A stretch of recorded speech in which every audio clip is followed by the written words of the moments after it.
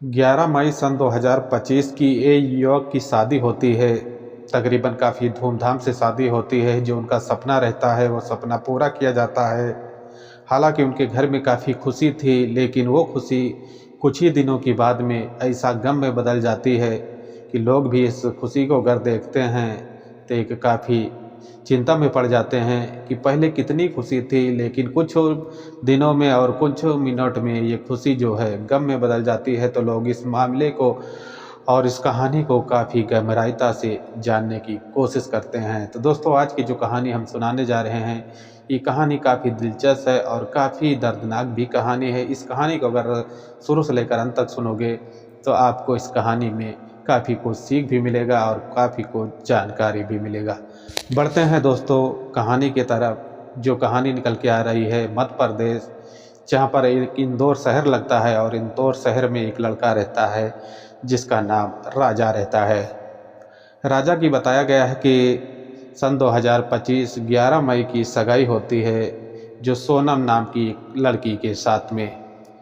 सोनम के साथ में सगाई होने के बाद में कुछ टाइम गुजरते हैं और कुछ टाइम गुजरने के बाद में सोनम जो रहती है अपने पति राजा से कुछ बातें करती है कि उसको कहीं हनीमून के लिए कहीं लंबी टूर पर जाना था।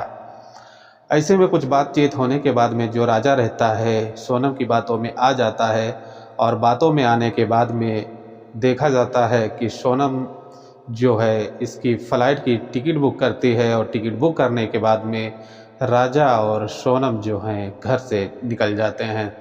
हालांकि राजा जो रहता है कहीं भी अगर जाता था तो हर जगह की सेल्फी लेता था और अपने फैमिली और अपने माँ बाप के पास में वो फ़ोटो शेयर करता रहता था। ऐसा में बताया जाता है कि जहाँ पर राजा सोनम को लेकर पहुँचती और पहुँचने के बाद में देखा जाता है मेघालय में, जहाँ पर कहा गया है कि तकरीबन 2 जून को ये लोग घर से निकलते हैं और 4 जून को एक बहुत ही बड़ी खबर निकल के आती है। बहुत ही दर्दनाक घटना सुनाई पड़ती है कि देखा जाता है कि जो राजा रहता है उसकी हत्या हो जाती है। जब इस हत्या की खबर जब इंदौर के इनके फैमिली मेम्बर, इनके माता पिता को जब इस बात की जानकारी मिलती है तो घर में जो खुशी रहती है वो गम में बदल जाती है। माँ बाप का काफ़ी बुरा हाल हो जाता है। भाई जो रहता है वो काफ़ी तड़पने लगता है। जहाँ पर देखा जाता है कि जो राजा था वो अपने घर से काफ़ी दूर चला गया था। ऐसे में जो रहता है राजा का भाई विकास, बताया जाता है कि तुरंत ही अपने भाई की जहाँ पर उसकी हत्या हुई थी वहाँ पहुँचने की कोशिश करता है। हालांकि देखा जाता है कि उसका भाई जब वहाँ पर मेघालय में पहुँचता है और पहुँचने के बाद में देखा जाता है कि वहाँ की पुलिस और वहाँ की जो प्रशासन है उनको इस बात की जानकारी देता है कि हमारे भाई की यहाँ पर हत्या हो गई है। ऐसे में पुलिस जो देखी जाती है वहाँ की कि काफ़ी इस मामले को काफ़ी गंभीरता से लेकर और इस पूरे घटनाक्रम को जांच करने की आदेश दे देती है। हालांकि देखा जाता है कि पुलिस काफ़ी जांच करती है, काफ़ी जगह जगह पे जांच किया जाता है। जहां पर राजा रहता था वहां पर भी जांच किया जाता है, लेकिन देखा जाता है कि राजा का और सोनम का कहीं से पता नहीं आता।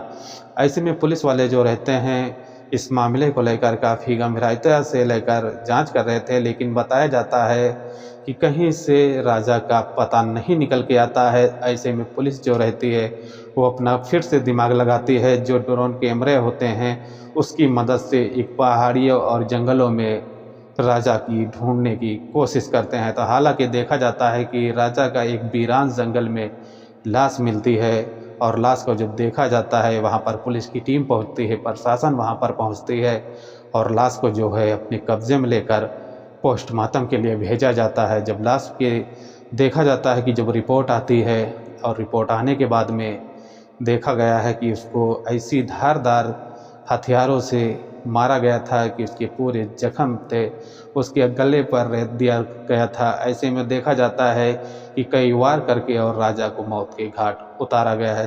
हालांकि पोस्टमार्टम होने के बाद बॉडी जो है इनकी 4 जून को इंदौर पहुंचती है। इंदौर जब आती है तो घर में और इलाके में एक मातम फैल जाता है। लोग इस मामले को काफ़ी जानने की कोशिश करते हैं कि अभी थोड़े दिन पहले ही राजा की सगाई हुई थी और राजा को कौन अपराधी हैं और कौन लोग हैं जो राजा के ऊपर हमला करके और उनको मौत के घाट उतार देते हैं।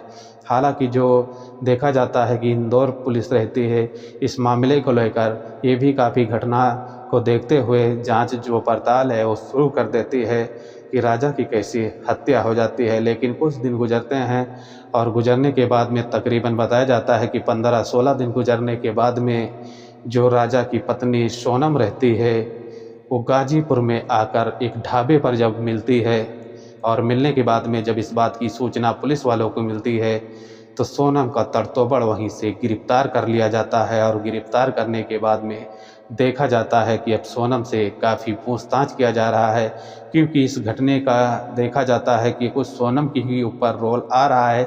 जैसे काफ़ी लोगों का कहना है कि जब पति की हत्या हो जाती है तो पत्नी कैसे बच जाती है। ऐसे में काफ़ी बड़े सवाल उठ रहे हैं और सवाल के उठने के दौरान पर देखा जाता है कि सोनम इस घटने को लेकर क्या बड़ा खुलासा करती है। काफ़ी लोगों की सोनम के ऊपर नज़र जो हैं अभी भी टिकी हुई हैं। तो दोस्तों ये पूरी घटनाक्रम सुनाने का हमारा एक ही उद्देश्य रहता है कि आपको परेशान नहीं करना, बस आप लोग को जागरूक और संकेत और सचेत करना है, क्योंकि ऐसी घटनाएं जो हैं आम हो चुकी हैं। इन घटनाओं से आपको सावधान रहना है। तो कहानी में अगर कुछ समझ आया होगा तो वीडियो को लाइक और शेयर और सब्सक्राइब जरूर करना। मिलते हैं एक नेक्स्ट कहानी में। अपना और अपनी फैमिली का ख्याल रखना। जय हिंद, जय भारत।